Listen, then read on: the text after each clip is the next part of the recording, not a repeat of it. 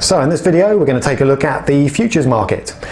Basically the derivatives market, as it's called, is made up of these things: futures, options and covered warrants, which I do in another video, and swaps, which I've also done in another video. Once you've got the hang of those three groups of products, you basically have all the planks required to understand derivatives. So what are futures?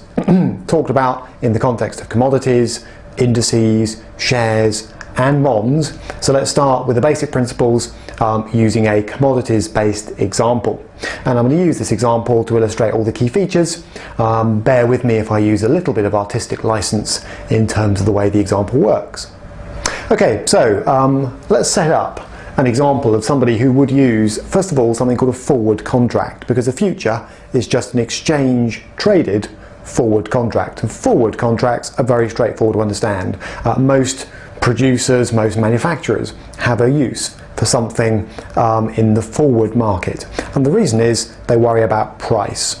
And this is a way basically to take out price risk. Okay, so let's see how that would work. So imagine I've got, let's say, a couple of sort of slightly undernourished looking chaps here. One is a producer and the other is a manufacturer.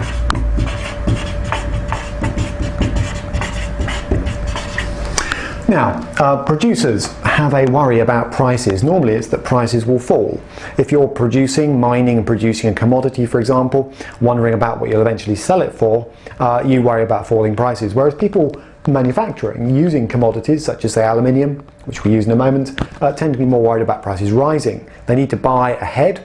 If you're Audi, for example, making cars out of the stuff, you need to be buying ahead for production in 6 months or a year's time, and your worry is what happens if the price spikes. In the meantime, do I just chance it and wait 6 months and see what I end up paying, or should I do something about it?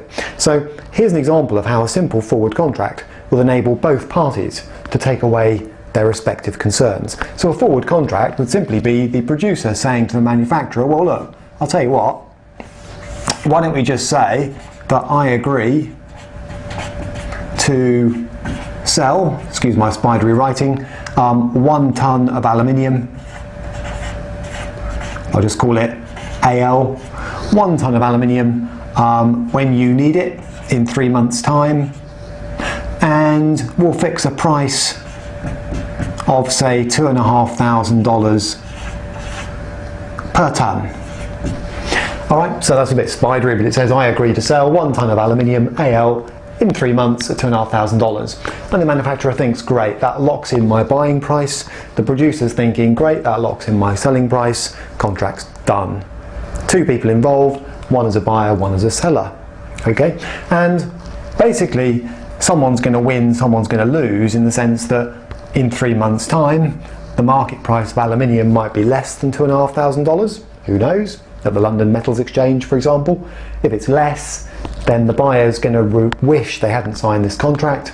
If it's more, then the seller's going to wish they hadn't signed the contract, but that's life. But at least with this contract in place, both of them know how much the aluminium's going to be priced at when they come here to deliver and take delivery of it in 3 months' time. So at the end of 3 months, all that happens very simply is this. In order for the contract to be honoured, as you'd expect, the producer sends 1 ton of aluminium. That is a picture of a truck, by the way. 1 ton of aluminium to the manufacturer, and $2,500 goes the other way. End of story. Well, that's a forward contract, and it's useful to both parties. Now, in this scenario, both parties are hedging their exposure to aluminium prices by locking in an agreed price 3 months ahead of when the aluminium is actually going to be ready for delivery. Okay, so let's take that a stage further. Let's take that further on and say, right, go back to the beginning. So we've still got a producer and a manufacturer, let's say. We've still got contract number 1. And let's say that when this contract is signed, back at the start of the 3-month period, the market price of aluminium is $2,500. So the market price is the price they've agreed 3 months down the line. Now you might say that's slightly unrealistic in practice, let's go with it as an example. So, contract is signed, manufacturer thinking, great, I know I can buy aluminium in 3 months' time at $2,500, that's pretty similar to today's market price. Okay, 1 month passes, all right, so that's the start of the example, that's now. Let's say 1 month later, 1M later. All right, the market price has changed. So the market price of aluminium is now $3,000 a tonne at the London Metals Exchange, wherever you're getting the price from. Okay, all right, 1 month into this contract, we have a winner and a loser already. The manufacturer is thinking, brilliant. This contract means I can buy aluminium for $2,500. The market price has already risen to 3, and we're only 1 month in to this contract so far. And the seller's thinking, damn, really wish I hadn't agreed to sell for $2,500 when the market price is 3. If I could sell now, I could make more money. So imagine this scenario. The producer puts a phone call into the manufacturer and says, I'd quite like out of that contract. It's got 2 months to run. I'd quite like out of it. Now the manufacturer might just say, tough, it's a contract. You are going to deliver 1 tonne of aluminium to me in 2 months' time now, and it's going to be at that price. Okay? Or the manufacturer might say, do you know what? I'm prepared to do a deal here. So the producer's worried that if the price keeps on rising, this contract gets worse and worse and worse. It loses more and more money. The manufacturer might be thinking, this is just a price spike. Okay? That is not going to last. I see the price dipping in the next couple of months quite sharply. So actually, I'm happy to be out of this contract too. Obviously, he's not going to say that, but that's what he's thinking. So let's imagine that both sides want out of the contract early. What would need to happen if this is a futures market? And here's the answer.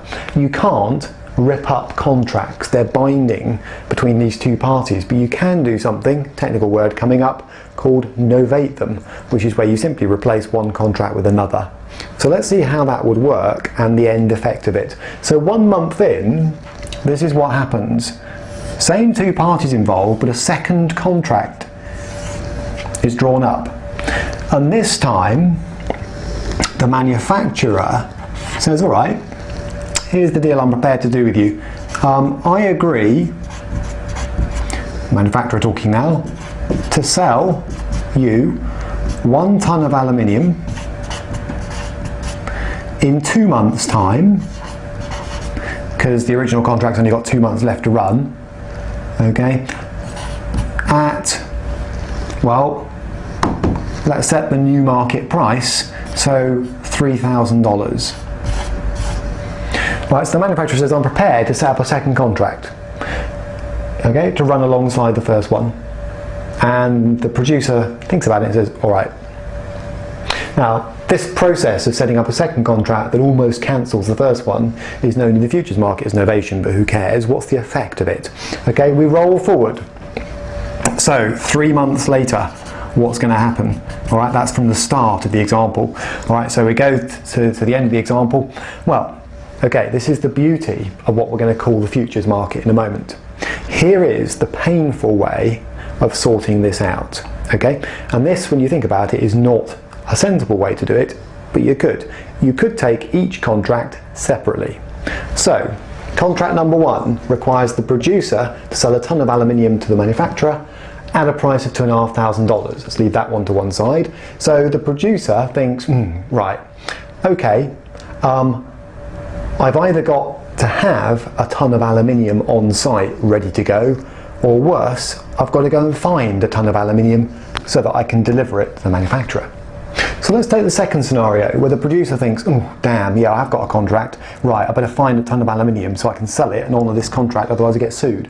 So the producer goes into the open market, and let's say the market price hasn't changed in the last couple of months and is still $3,000. So the producer goes, finds a tonne of aluminium, $3,000, delivers it under this contract for $2,500, okay, and that honours contract number 1. So effectively there's now a tonne of aluminium sitting over here, and the producer is already $500 down, having paid $3,000 to get the tonne of aluminium, and then $2,500 has only come in from delivering it. But now the second contract kicks in, so the manufacturer turns the same tonne of aluminium straight round and delivers it back to the producer for $3,000, honouring that contract. And the producer thinks, well, I don't want a ton of aluminium, and sells it for $3,000, the market price. Okay? Now that is one way of sorting out these two contracts, but frankly, why would you bother? Could you not just put them both in the bin to start with, all right, and have the producer pay $500 to the manufacturer? All right, if neither party was actually interested in physical delivery of aluminium, they could use these two contracts as a way of hedging price changes in aluminium. All right, and all that would happen is the producer, having locked in to sell at $2,500 and buy back at $3,000, has effectively lost $500 when these contracts expire, and the manufacturer has made $500. All right, now you might say, well, actually, these two parties might have an interest in selling and buying aluminium, so it's unrealistic. But I could change these into Trader 1 and Trader 2. Okay, they could set up the first contract, no intention of ever delivering aluminium, then set up the second contract when the price changes, still no intention of delivering or receiving aluminium, put both contracts in the bin, Trader 1 pays Trader 2 $500, job done. That would be called gambling on the price of aluminium. And that's the basis of futures markets. Contracts which can be in theory bought and sold by anybody in the market, don't have to be manufacturers and producers, allow, through this process of novation I described, basically anybody in theory to gamble on the price of something like a commodity. In this case, $500 won by Trader B, lost by Trader A. Okay? Now, just to illustrate, to finish off this little video, just to illustrate, if that works, because now this is a bit of a mess, if that works for 2 people in a market, could it work for 3? And here's the beauty of futures markets, is that when you set up a contract, you don't have to cancel it with the same person. And if that sounds a bit weird, bear with me on this one. All right, because what I'm going to do is just introduce 3 players into my market. Well, let's see how that would work. Now, a bit of artistic license here. Rather than having to write down buy, I'm going to just use L for long, okay? L for long and S for short or selling. And that will just simplify the amount of stuff I have to write on the screen. But imagine you've got 3 players in a market, A, B and C. Just to illustrate how a futures market could take those principles one step further. All right? And let's write in a price for an asset traded on the open market of, let's say, so let's have a market price on day 1 of something nice and simple, just $10. Doesn't really matter what the asset is, could be a commodity for argument's sake. Okay, here's what happens. These are now 3 traders in a futures market. None of them want to take delivery of the asset. Okay, so here's how it could work. A thinks, I want to bet on the price of this asset rising. So what I'm going to do is set up a contract to buy it, called a long position, at $10. Now it takes 2 people to make a contract, so B thinks the price of this commodity is going to fall and is quite happy to take the other side of that contract with player A. So this is what I mean by not writing out the full contracts again. Essentially, L in summary says, I agree to buy the asset in 3 months' time for $10. I've summarised that as long $10. B has agreed to sell the asset in 3 months' time for $10. So like my aluminium example, just with shortened jargon. Okay. Now, day 2. Remember, these are speculators now, rather than producers and sellers. Day 2, the price in the open market for the asset is $12. Okay, A is thinking, great, this is looking good. I've basically agreed to buy the asset for $10 and the market price is already $12. So if I pick up the phone and demand the asset for $10, I'm already in theory $2 up. All right. B is thinking, I've agreed to sell for 10. Already the price is 12, damn, bit like my aluminium producer in the last example.